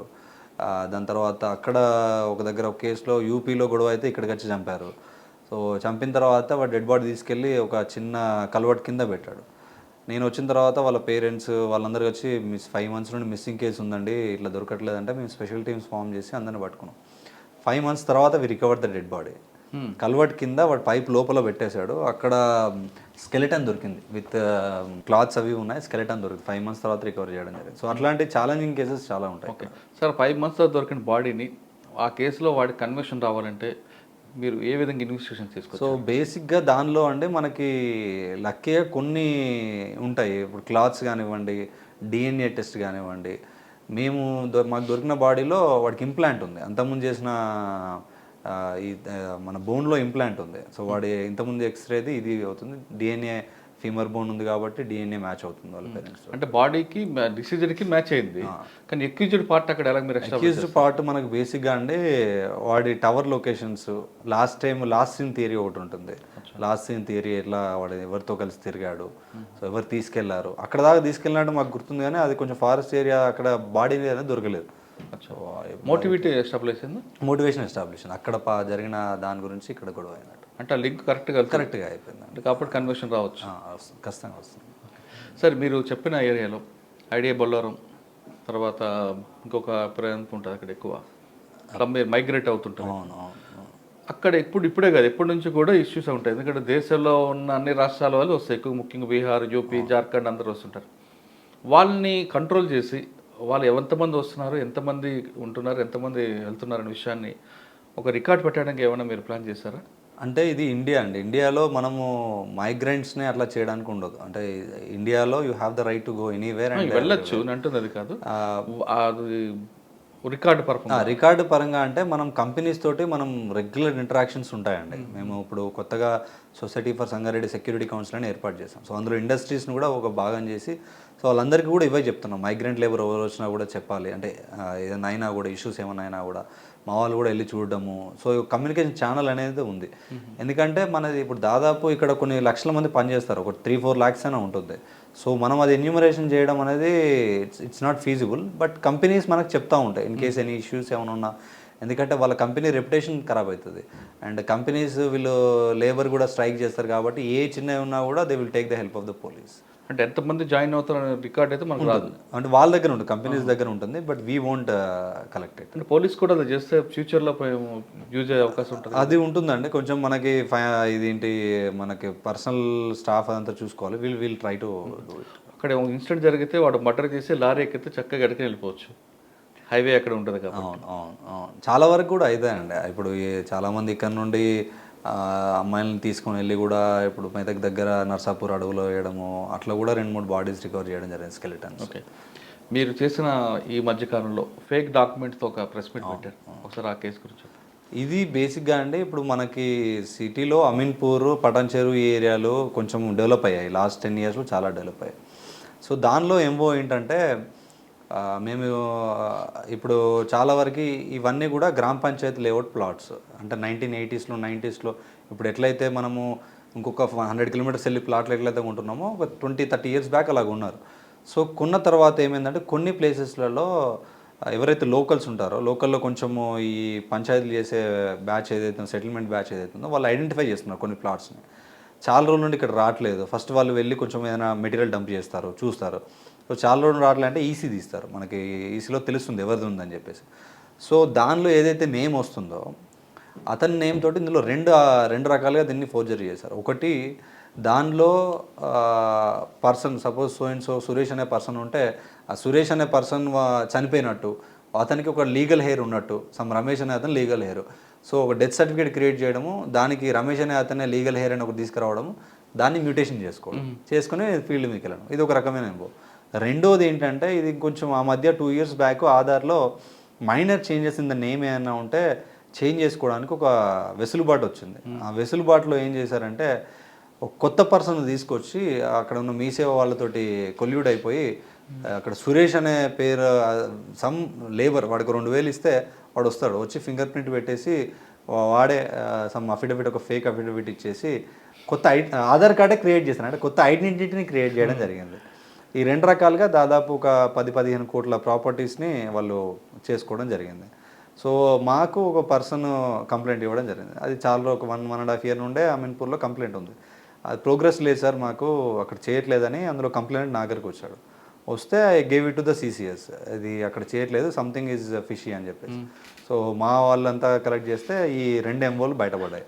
సో వాళ్ళని పట్టుకొచ్చి రిమాండ్ చేయడం జరిగింది. మరి వెనక ప్రజలు రాలేదు? రాలేదు, ఖచ్చితంగా పొలిటికల్ ఇన్ఫ్లుయెన్స్ ఉంటుంది కదా. కొద్దిగా వస్తుందండి. బట్ మనం చెప్పాలండి కొన్ని విషయాలు, ఇవి దీనిలో మనకు చేయలేమండి. ఇది ఎందుకంటే ఇట్స్ ఏదో చిన్న పనులు అంటే ఏదైనా చూసి మనకు లీగల్గా చేయొచ్చు కానీ ఇల్లీగల్ థింగ్స్ మనం ఏం చేయలేమండి. సో దీనిలో ఖచ్చితంగా రిమాండ్ చేయాల్సిందే, చేసేసాం. ఓకే. తర్వాత ఆందోళన దగ్గర మాజీ కమిషనర్ ప్రభాకర్ రెడ్డి గారు ల్యాండ్నే కబ్జా చేశారు. ఆయన అసలు సూపర్ ఆఫీసర్, ఆయన ల్యాండ్లో కబ్జా చేశాడు కదండి. ఆ కేసు ఎలాగ వచ్చింది చెప్పండి. సో ఇది నేను ట్రైనింగ్లో ఉన్నాను, ఒక 1 day ట్రైనింగ్ ఉంటే వెళ్ళాను. సార్ ఫోన్ చేశారు, ఫోన్ చేసి రూపేష్ ప్రభాకర్ రెడ్డి నేను నెక్స్ట్ కమిషనర్, నేను విన్నాను sir, I heard a lot about you sir. అది లేదు నేను అలా అంటే కబ్జా చేశారు ఏంటి అంటే actually literally it is not కబ్జా. ఏం జరిగిందంటే సార్ లేదు సార్ నేను చూసుకుంటాను సార్ అని చెప్పేసి నేను ఎంబడే వచ్చి ఆ ఫైల్స్ అవన్నీ తెప్పించుకొని మా సిఐని పిలిపించి ఇది ఇట్లుంది చూడండి అసలు ఏం జరుగుతుందంటే then we got it enquired. దాంట్లో ఏంటంటే సేమ్ ఎంబో మళ్ళీ ఇందులో కూడా. సో ఏం చేశారంటే వీళ్ళ సార్ వాళ్ళ బ్రదర్స్ అందులో కొంచెం పార్ట్ని అమ్ముదామని ఒకరిద్దరికి జిరాక్స్లు ఇచ్చారు. ఆ జిరాక్స్ని ఒక అతను తీసుకొని ఏం చేశాడు, ఆ జిరాక్స్లో సైన్స్ ఏవైతే ఉన్నాయో ఒక ఫేక్ అగ్రిమెంట్ చేసుకున్నాడు అతనే. చేసుకుని అంటే వీళ్ళకి ఆల్రెడీ అగ్రిమెంట్లో ఉన్నారని చెప్పేసి చేసుకుని అతను ఇంకోతనికి ఇది నాకు ఆల్రెడీ ఉంది అగ్రిమెంట్, నేను మీకు అమ్ముతున్నా అని చెప్పేసి ఒక 13 lakhs ఏమో తీసుకున్నాడు, ట్రాన్స్ఫర్ తీసుకుంటే ఎవరైతే సెకండ్ టైం అగ్రిమెంట్ చేసుకున్నాడో అతను ఫీల్డ్ మీదకి వెళ్ళాడు. ఫీల్డ్ మీదకి వెళ్ళేసరికి యాక్చువల్ ఓనర్స్ మీ అసలు అమ్మలేదు, మీకు ఎవడు అగ్రిమెంట్ చేశారు అది అని చెప్పేసి. దాని తర్వాత వాళ్ళందరినీ కూడా పట్టుకొని సార్ సైన్ కూడా ప్రాజెక్ట్ చేసినట్టారు చేశారు. ఫస్ట్ అగ్రిమెంట్ చేసిన అతను చేశాడు. సో చేస్తే వాళ్ళందరినీ ఒక 3-4 ఉంటే వాళ్ళందరినీ సార్ ఏమన్నారంటే బాగా అప్రిషియేట్ చేశారు. ఓకే సార్, సంగారెడ్డి అనగానే రెండు మేజర్ కనిపిస్తుంటాయి. ఒకటి సివిల్ మ్యాటర్స్, ల్యాండ్ డిస్ప్యూట్స్ ఒకటి, 2 రోడ్ యాక్సిడెంట్స్. ఈ రెండింటిని ఈ ఛాలెంజ్ మీరు దీనిలో అంటే ఇప్పుడు లాస్ట్ నేను వచ్చి 8 months అవుతుంది, 6 months అంతా ఎలక్షన్స్కి అయిపోయింది. సో బేసిక్గా ల్యాండ్ డిస్ప్యూట్స్కి ఖచ్చితంగా ఎస్ఓపి ఉంటుందండి, ఖచ్చితంగా proper SOP has to be followed అని క్లియర్గా చెప్పడం జరిగింది. ఎక్కడ కూడా పొజిషన్ డిస్టర్బ్ చేయొద్దు అన్నది చెప్పడం. ఎందుకంటే కొంతమంది వస్తారు, ఇప్పుడు బేసిక్గా ధరణి గురించి కూడా కొన్ని సమస్యలు ఉండడం వల్ల వాటిని పట్టుకుని కొంతమంది రావడం. మ్యూటేషన్ బేసిక్ ప్రాబ్లం ఏమవుతుందంటే అండి 30 years బ్యాక్ రిజిస్ట్రేషన్స్ వేరే ఉండేది, రెవెన్యూ రికార్డ్ వేరే ఉండేది. ఇప్పుడు ఏమైందంటే 2 ఒకటే అయిపోయినాయి. సో ఇంతకుముందు సబ్ రిజిస్టర్ ఆఫీస్లో వాడు ప్లాట్ రిజిస్ట్రేషన్ చేసుకుంటాడు, కానీ అది రెవెన్యూ రికార్డులో మ్యూటేషన్ కాదు. సో ధరణిలో ఆన్లైన్ చేసేప్పుడు ఏమైందంటే ఏదైతే రెవెన్యూ రికార్డులు ఉందో దాన్నే వచ్చింది. అంటే ఆల్రెడీ 30 ఏళ్ళ కింద అమ్మిన ల్యాండ్ మళ్ళీ ధరణిలో రిఫ్లెక్ట్ అయింది. సో ఇతను వచ్చి వీళ్ళ కొడుకులు వీళ్ళందరూ వచ్చి ఏంటంటే మళ్ళీ క్లెయిమ్ చేస్తారు. సో క్లెయిమ్ చేసినప్పుడు గొడవ స్టార్ట్ అవుతుంది. సో మేము చెప్పేది ఒకటే, position should not be disturb. There are 17 scenarios in the civil SOP. So ఎస్ఓపిని ఫాలో కావాలని క్లియర్గా చెప్తాం. సో ఎవరైనా లేకుంటే కూడా ఒకరిద్దరు ఇన్స్పెక్టర్ని సస్పెండ్ చేయడం, ఎస్ఎల్ని అటాచ్ చేయడం లాంటివి కూడా జరిగినాయి. సో రిగార్డింగ్ రోడ్ యాక్సిడెంట్స్ మనకి బేసిక్గా 161 అండ్ 65 హైవే ఉంది. సో దీనిలో కొన్ని యూటర్న్స్ అవి ఇవి కూడా కొన్ని డెవలప్ చేయడం జరిగింది వచ్చిన తర్వాత. అండ్ వెహికల్ చెకింగ్స్ చాలా హెవీగా పెట్టడం జరిగింది. దాదాపు డైలీ కూడా ఈవినింగ్ ఏ టైంలో ఎక్కడెక్కడ చేయాలని చెప్పేసి, including now we are using sniffer dog and also tracker dogs, sniffer dogs కూడా వాడుతున్నాం మనం. So most of the time కొద్దిగా ఇంప్రూవ్ అయింది, బట్ ఇంకా చేయాల్సింది చాలా ఉంది. కానీ మీకు ఎక్కువ హైవే మీద బ్లాక్ స్పాట్స్ ఎక్కువ కనిపిస్తున్నాయి. మనం సో దీనిలో అండి ఏమవుతుందంటే కొన్ని ప్లేస్లలో సర్వీస్ రోడ్డు లేక కొంచెం ఇబ్బంది అవుతుంది. అది ఎన్హెచ్ఏ దృష్టి కూడా తీసుకెళ్ళాము. వాళ్ళు కొన్ని వర్క్స్ టేకప్ చేశారు. కొన్ని ప్లేస్లలో ఏంటంటే అండి ఇది ఎస్పెషల్లీ మనకు నారాయణఖేడ్ కొత్తగా హైవే అయింది. అది కొత్త హైవే ఏంటంటే దాని మీద ఎక్కువ ట్రాఫిక్ లేదు. ఎందుకంటే ఇక్కడ నుండి మన బార్డర్కి వెళ్ళిన తర్వాత బార్డర్ నుండి చిన్నగా అయిపోతుంది రోడ్డు. సో ఈ రోడ్డు మీద ఎక్కువ వెళ్ళలేదు, ఎందుకంటే అక్కడ బ్యాటిల్ నెక్ ఉంటుంది కాబట్టి మీకు పోలేరు. సో ఈ బైక్స్ అవి ఇవి వెళ్ళినప్పుడు ఏంటంటే విశాలమైన రోడ్డులో వాళ్ళు చాలా ఓవర్ స్పీడ్గా వెళ్తూ ఉంటారు. సో దాంతో యాక్సిడెంట్స్ అవుతున్నాయి. సో దాన్ని కట్టెల్ చేయడానికి మనం రిఫ్లెక్టర్స్ అవి కూడా చేస్తున్నాం. కానీ మీ లిమిట్స్లో ఎక్కువగా ఇంజనీరింగ్ కాలేజెస్ ఉంటాయి. ఆ పిల్లలు ఎక్కువగా చెప్తున్న బైక్ రేసులు పెట్టుకోవడం, యాక్సిడెంట్ పోతుంటారు. వాళ్ళ అవగాహన కల్పించడానికి కానీ మీరు ప్రోగ్రామ్ పెడుతున్నారా? ఇప్పుడు మనకి ఇక్కడ మేజర్గా ఐఐటి కానివ్వండి, జేఎన్టీ ఉంటుంది, గీతం యూనివర్సిటీ, వోక్స్ యూనివర్సిటీ, వీటిల్లో మనం రెగ్యులర్గా awareness programs not only for traffic but cyber crimes కానివ్వండి, డ్రగ్స్ కానివ్వండి, చాలాసార్లు అవేర్నెస్ ప్రోగ్రామ్స్ పెట్టడం జరిగింది. Still we are using. ఓకే, ఇక నెక్స్ట్ సైబర్ క్రైమ్, డ్రగ్, వీటి మీద ఫోకస్ అయ్యేలాగా ఉంటుంది. సో సైబర్ క్రైమ్స్ అనేది కంప్లీట్గా న్యూ ట్రెండ్ అని చెప్పలేము. It's a current trend. So ఇప్పుడు ఏం జరిగిందంటే అండి, ఫస్ట్ పోలీస్ స్టేషన్కి వస్తే ఇంతకుముందు సైబర్ క్రైమ్ అనేది అది మనది కాదు అన్న ఒక కాన్సెప్ట్ ఉండదు. బట్ సైబర్ సెక్యూరిటీ బ్యూరో ఏర్పాటు చేసిన తర్వాత మా డైరెక్టర్ గారు వీళ్ళంతా, శిఖాగోయల్ మేడం వీళ్ళంతా క్లియర్గా చెప్పారు, first letters register the crime అని చెప్పేసి. సో ఇండియాలోనే హైయెస్ట్ రిజిస్టర్డ్ సైబర్ క్రైమ్స్ తెలంగాణలో one of the highest reporting is Ameenpur and Patancheru. So ఎందుకంటే అక్కడే అమీన్పూర్లో కంప్లీట్ ఐటీ క్రౌడ్ అంతా అక్కడ సెటిల్డ్ అండి. మనకి ఇప్పుడు గచ్చిబౌలిలో కానివ్వండి, కొండాపూర్లో చేసే వాళ్ళంతా కూడా ఒక 6-7 years back it side lands చిన్న చిన్న తక్కువ ఉన్నట్లు అందరు ఇక్కడ సెటిల్ అయ్యారు. దాదాపు ఒక 150 to 200 కాలనీస్ ఉంటాయి, కంప్లీట్లీ మన సాఫ్ట్వేర్ ఎంప్లాయీస్. సో వాళ్ళే ఎక్కువ సైబర్ విక్టిమ్స్ అయిపోతూ ఉంటారు. సో బేసిక్గా ఏంటంటే first our step is to make sure that complaint is coming, FIR register కావాలి, హోల్డ్ కావాలన్నమాట. దాదాపు లాస్ట్ 2 weeks బ్యాక్ ఒక 1.5 crore రిఫండ్ చేయడం జరిగింది మన పుట్ ఆన్ హోల్డ్ చేసి. సో దాంతోపాటు మళ్ళీ అవేర్నెస్ క్రియేట్ చేయడము లాంటివి కూడా చేస్తున్నాం. Most of the time investment frauds చాలా ఎక్కువ అవుతున్నాయి. ఈ మధ్యకాలంలో ఏంటంటే ఈ కోవిడ్ తర్వాత వర్క్ ఫ్రమ్ హోమ్ చేయబట్టి అదేం ట్రేడింగ్ అని చెప్పేసి ఒకటి కొత్తగా అలవాటు అయిపోయింది. సో ట్రేడింగ్ ప్లాట్ఫామ్ మీద అవుతుంది. కొత్త యాప్స్, టెలిగ్రామ్స్లలో కూడా గ్రాఫిక్స్ చూపించి సో చేయడం వల్ల ఏమవుతుందంటే వీళ్ళు అందులో పెడుతున్నారు. వాడు లక్కీగా ఏంటంటే వాడు 1 hour first time second time వాడు డబ్బులు డ్రా చేయడానికి పంపిస్తున్నాడు. ఆ పంపించే డబ్బులు కూడా ఇంకో వ్యక్తికి. సో ఎప్పుడైతే వీడు ఎక్కువ అమౌంట్ మనం ఇన్వెస్ట్ చేసామో అప్పుడు దాన్ని బ్లాక్ చేసేస్తున్నాడు. సో ఇతను ఇక ఏం చేసేదేం లేక మళ్ళీ కంప్లైంట్ చేయాలి. ఓకే, ఫెడెక్స్ కొరియర్ పై వస్తున్నాడు మోసారండి.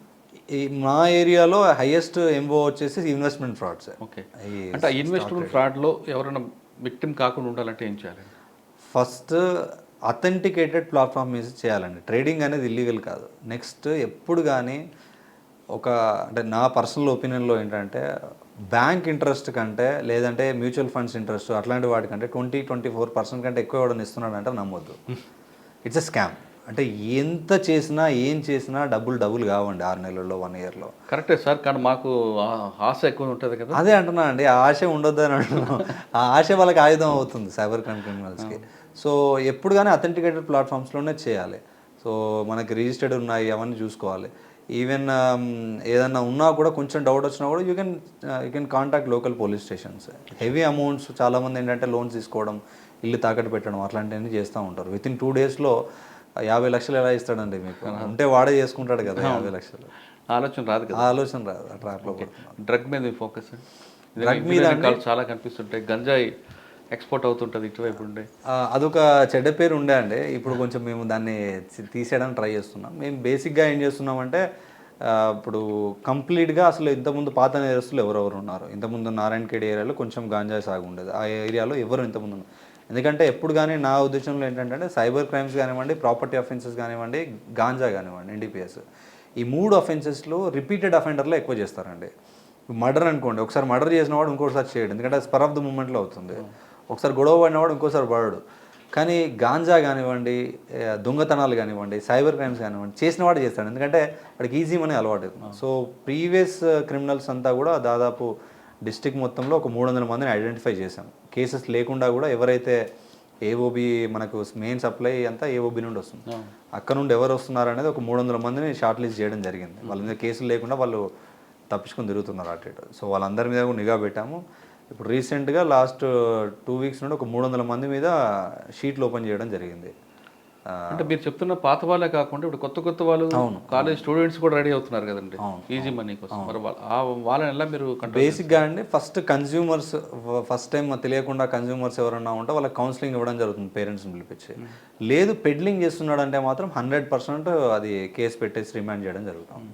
అంటే IIT లాంటి ఎడ్యుకేషన్ ఉన్నాయి కదా ఇక్కడ, ఒకవేళ అక్కడ కానీ ఇటువంటి మార్క్ వస్తే చెడ్డ పేరు వచ్చే అవకాశం కనిపిస్తుంటుంది.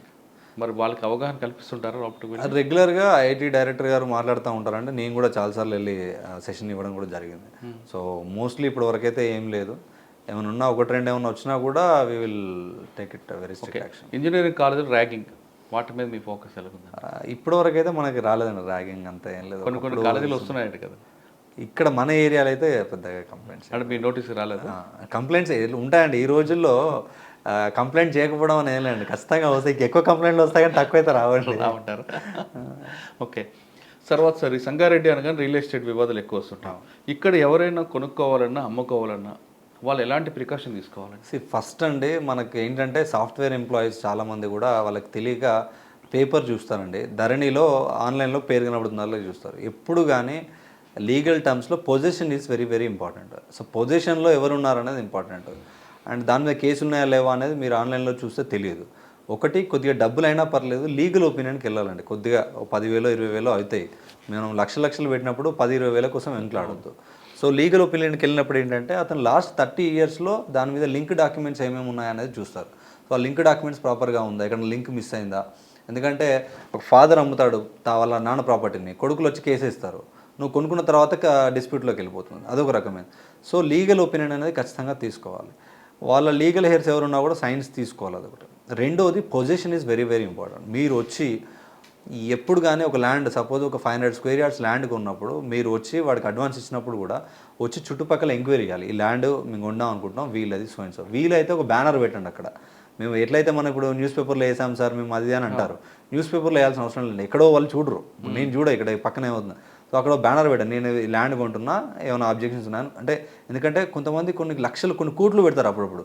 సో తప్పేం లేదు ఒక 500 రూపీస్ పెట్టి ఒక బ్యానర్ పెట్టడం. సో పక్కన వాళ్ళని అడగడం ఒకటి. లేదంటే ఏదైనా ఒక పని చేయండి అక్కడ. మీరు తీసుకుంటే అతనే ఓనర్ ఎవరైతే ఉన్నారో అతనికి చెప్పేసి బాబు మీరు క్లీన్ చేసి నాకు గోడ పెట్టి ఇవ్వండి, సో మేము ఆ డబ్బులు కూడా నేనే ఇస్తానని చెప్పండి. If is a genuine seller ఆయన చేసి ఇస్తాడు మీకు. If is a litigant fellow he cannot do. So ఈ 2-3 చిన్న టిప్స్ మనం ఫాలో కావాలండి. ల్యాండ్ ఎప్పుడు కొన్నా కూడా వాడికే చెప్పి గోడ పెట్టించి ఇవ్వండి అని చెప్పాలి. ఎందుకంటే ఒక 500 యార్డ్స్ గోడ పెట్టడానికి 50,000 1,00,000 రూపాయల కంటే ఎక్కువ కాదండి. అదే 500 యార్డ్స్ ఇక్కడ కొనాలనుకుంటే 1 కోటి రూపాయలు అవుతుంది.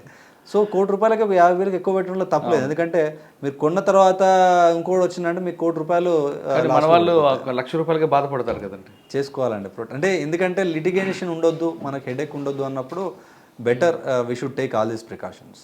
ఓకే సార్, ఇప్పుడు మీరు ఈ స్థాయికి వచ్చారు కింద నుంచి, మీలాగే చాలామంది మేము రోల్ మోడల్గా తీసుకొని చాలామంది రావాలనుకుంటారు సివిల్స్లోకి, వాళ్ళకి మీరు ఇచ్చే టిప్స్ ఏంటి? ఏదైనా ఒకటి లైఫ్లో ఒకటి డిసైడ్ అయితే దాని గురించి బాగా కసిగా కష్టపడాలండి. ఇష్టపడదామా లేదా అనేది తర్వాత కదండి. సో సాకులు చెప్పొద్దు. I always believe that we should not tell excuses. So నాకు ఇది లేదు అది లేదు, మా నాన్న ఎలా ఉన్నాడు, మా ఫాదర్ ఎలా ఉన్నాడు, నాకు కాలు లేదు చేయలేదు, నాకు హెడేక్ వస్తుంది, చదివితే డబ్బులు లేవు, ఇలాంటివన్నీ చెప్పొద్దండి. సో మన చేతిలో మొబైల్ ఉంది, మొబైల్లో ఇంటర్నెట్ ఉంది కాబట్టి you will get everything on phone. So మనకి చేయాలనే విల్ ఉంది, ఒక ఆశ ఉంటే మనం దాని దగ్గరికి వెళ్ళొచ్చు. సో ఎప్పుడు కానీ రీజన్స్ చెప్పొద్దు, ఎస్పెషల్లీ కెరీర్ సెటిల్ అయ్యే టైంలో రీజన్స్ చెప్పుకుంటూ ఉంటే లైఫ్ లాంగ్ రీజన్స్ చెప్తాం. సో రీజన్స్ చెప్పకుండా కొంచెం కసిగా తీసుకుంటే అయిపోతాం ఇది. ఓకే సార్, ఫైనల్గా చెప్పండి, ఈ డిపార్ట్మెంట్లో రావాలనుకున్న వాళ్ళకి, అంటే సివిల్స్ గురించి కాదు, పోలీస్ కానీ ఎస్ఐగా కానీ కానిస్టేబుల్గా కానీ డిఎస్పీగా రావాలనుకున్న వాళ్ళకి మీరు ఇచ్చే మెసేజ్ ఏంటి? So it's a beautiful department అండి. అంటే దీనిలో చాలా సాటిస్ఫాక్షన్ ఉంటుంది. అంటే మీరు ఇమీడియట్ రిలీఫ్ ఇవ్వడానికి కొంచెం ఛాన్స్ ఉంటుంది ఈ డిపార్ట్మెంట్లో. ఇంతకుముందు మీరు అన్నట్టు ఏదైనా ల్యాండ్ కబ్జా అయింది అనుకోండి, ఇమీడియట్ కేసు పెట్టేసి వాళ్ళని ఆపోజిట్ వాళ్ళని చేస్తాము, ఇమీడియట్ రిలీఫ్ ఉంటుంది. సో ఏదైనా యాక్సిడెంట్ అయినా సో చాలా ఇమీడియట్ రెస్పాన్స్ అనేది ఉంటుంది. ఇమీడియట్ కొన్ని ప్లేస్లో అదొకటి, plus wide variety of opportunities ఉంటాయి. యూ కెన్ సొసైటీకి డ్రగ్స్ గురించి కానివ్వండి, లైక్ క్రైమ్ గురించి కానివ్వండి, సో ఏదైనా చేయగలుగుతారు. అండ్ ఒక మంచి పర్సనాలిటీ కూడా డెవలప్ అవుతుంది. అంటే you will be able to handle any crisis in the personal life, even friends కానీ ఎవరికైనా. ఎందుకంటే we always face the crisis every day కాబట్టి. ఫస్ట్ పోస్టింగ్ ఇది, మంచి రికార్డ్ తీసుకొచ్చి ఎలక్షన్ పీస్ఫుల్గా చేశారు. మీకు మంచి గోల్ ఏముందండి లాస్ట్ వరకు ఇది చేయాలి ఖచ్చితంగా? అంటే నేను బేసిక్గా నాకు ఎలా ఉంటుందంటే, మనం ప్రయారిటీస్ పెట్టుకోదండి. ఇప్పుడు నాకు ఎక్స్ట్రీమిజం మీద పనిచేయాలని ప్రయారిటీ. నేను సంగారెడ్డిలో ఎక్స్ట్రీమిజం మీద ఏం చేయలేను లేదు. సో ఎక్కడికి వెళ్ళినా కూడా మీరు అక్కడ ప్రియారిటీస్, అక్కడ లోకల్ ఇష్యూస్ని బట్టి మనం క్లియర్ చేయాలి. సో ఫ్యూచర్లో అంటే I would like to go this NDPS కానీ సైబర్ క్రైమ్ కానీ స్పెషలైజేషన్ చేయాలని ఉంది. ఎందుకంటే those things are going to create big impact on society. Police డిపార్ట్మెంట్లోకి వచ్చేవాళ్ళు ఖచ్చితంగా సాకులు చెప్పకుండా రండి, ఈ డిపార్ట్మెంట్ ప్రజలకు సేవ చేయడానికి బెస్ట్ ప్లాట్ఫామ్ అంటున్నారు రూపేష్ గారు. యూపీఎస్సీ రాయాలనుకున్న వాళ్ళందరూ కూడా ఖచ్చితంగా ఇష్టపడి చదవండి, అందులో మీకు ఆనందం ఉంటుందంటూ తనకున్న కెరీర్ చెప్తాను. ఒక ఆట వాళ్ళ కొరకు ఈ స్థాయికి వచ్చారంటే ఆయన పడ్డ కష్టం, వాళ్ళ తల్లిదండ్రుల నుంచి సహకారం ఎవరూ మర్చిపోలేదు. ఆ విధంగా వాళ్ళు ఆటవాడిని కొడుకుని కదా అని ఆయన కానీ, లేదా మా బతుకులు ఇంతే అని వాళ్ళ నాన్నగారు కానీ వాళ్ళ అమ్మగారు కానీ ఉంటే రూపేష్ కానీ ఈ స్థాయికి వచ్చేవారు కాదు. ఖచ్చితంగా ఆటవాడు కొడుకైనా లేదా కూలీ కొడుకైనా తలుచుకుంటే ఏదైనా సాధించవచ్చు అన్నదానికి the best example CH Rupesh. ఇప్పటికైనా గ్రామీణ ప్రాంతంలో పుట్టిన ప్రతి వ్యక్తి సాధించాలనుకుంటే సివిల్స్ ఖచ్చితంగా సాధించవచ్చు అన్నది రూపేష్ ప్రూవ్ చేశారు. ఇది రూపేష్తో ఎక్స్క్లూజ్ అంటారు. వచ్చే వారం మరో గెస్ట్ మళ్ళీ కలుద్దాం. అంతవరకు నమస్తే. Thank you sir, thank you very much. Thank you అండి.